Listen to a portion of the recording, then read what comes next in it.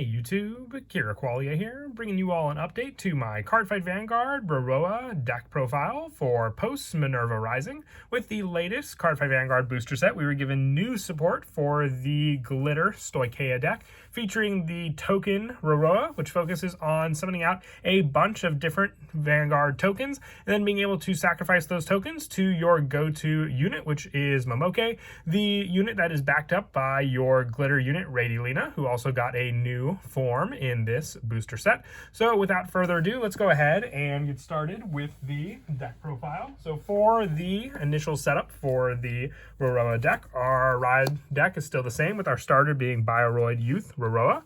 Our grade 1 is Awaken from Slumber Rorowa. When this unit is placed by riding on Bioroid Youth Rorowa, call it to 1 plant token to your back row center rearguard. It just sets up your plant token to be used then for the following turn with your World 3,000 Years Later Rorowa. When placed on Vanguard, retire 1 of your rearguards to call 2 more plant tokens, so just setting up more and more plant tokens for you to use.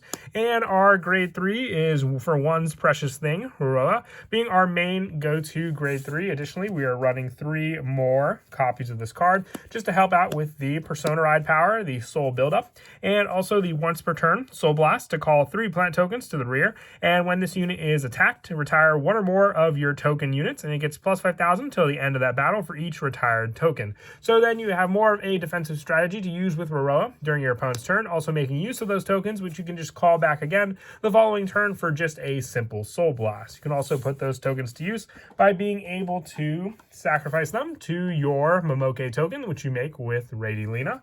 Along with the grade 2 Radilina, we are running 4 of the new grade 3 copy of this card, which is Undoubting Flamesword Radilina. All at the beginning of your main phase, if you do not have a Momoke token on your rear guard, you can call 1 Momoke token to rear. So it makes up for the grade 2 skill of having to use a counterblast to call Momoke. But from the hand at the end of the battle that your unit with Radilina and its card name attacked your opponent's Vanguard, grade 3 or greater, you retire a rear guard with Radilina and its card name and a Momoke token to call this card to rear, and this unit's power increases to the power of the Momoke token retired by this ability's cost. So this is your additional attack which you can get off in this deck, being able to retire the Momoke token, powering up your Radilina to a substantial amount depending on how much you powered up the Momoke token that turn. So that can be your 4th attack for that turn, using the Radilina as your sacrifice, and then the following turn, since you sacrifice the Momoke token and your grade 2 Radilina, if you don't have another grade 2 to call for another multiple attack setup, you can at least call out a Momoke token thanks to this Radilina.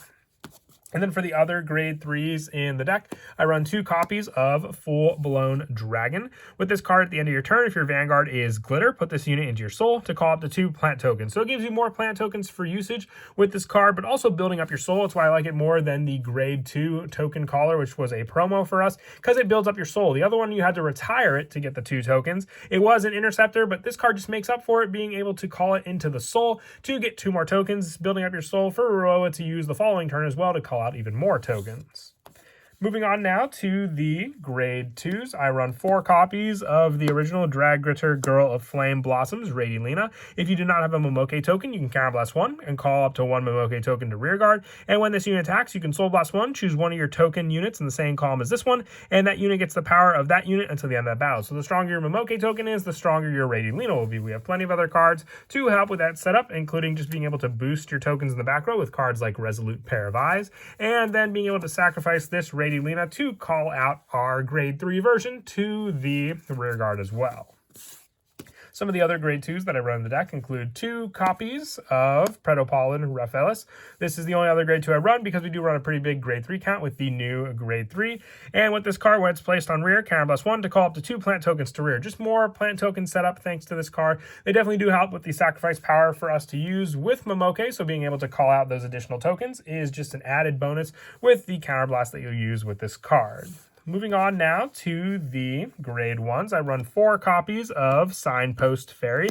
When this unit is retired from your rearguard by your card's ability, if your Vanguard is a Glitter, choose 1 of your grade 1 or less rearguards, and it gets power 10,000 to end of turn. This is just another way to power up your Momoke. Since it says grade 1 or less, this can be the target for your Signpost Fairy's retire, giving it an additional plus 10 power, which then all that power will be put to use when you add it on to your grade 2 Radilina, and when you sacrifice your Momoke for the grade 3 Radilina as well.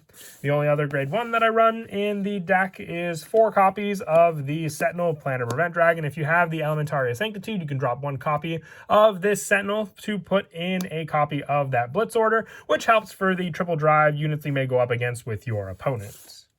Moving on now to the orders. I still run the 4 copies of Resolute Pair of Eyes. I really do love this order just for its search power. If you have a Vanguard with a Rorowa in its card name, you play it with a counterblast of 1 and retire Rearguard. When it's put into the order zone, search your deck for up to 1 Rating Lena in its card, reveal it, put it into your hand, and shuffle your deck. So why I love this card even more now is because we have the additional Rating Lena to search. It doesn't specifically say the grade 2 Rating Lena for the search. It just says a Rating Lena unit in its card name. So if you already have the grade 2 in your hand, you can add the grade 3 off of this card. If you have the grade 3, vice versa, you can add the grade 2 and then have your combo all ready to set up for your multiple attacks. And also from the order zone during your turn, if you have a Vanguard with Rorowa in its card name, all your back row tokens get plus 5,000, just adding once again even more to the power that Momoke is meant to have on the field.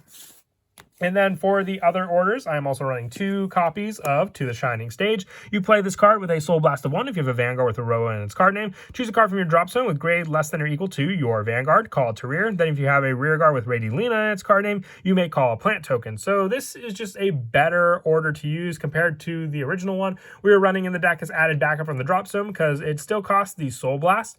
But with this one, you also get the additional tokens. So you have that 1 additional Rearguard to call out onto the field, including the plant token. So if you do call out a Rating Lena with this card, you can set up Momoke and also have a plant token to retire to that Momoke to gain the additional power.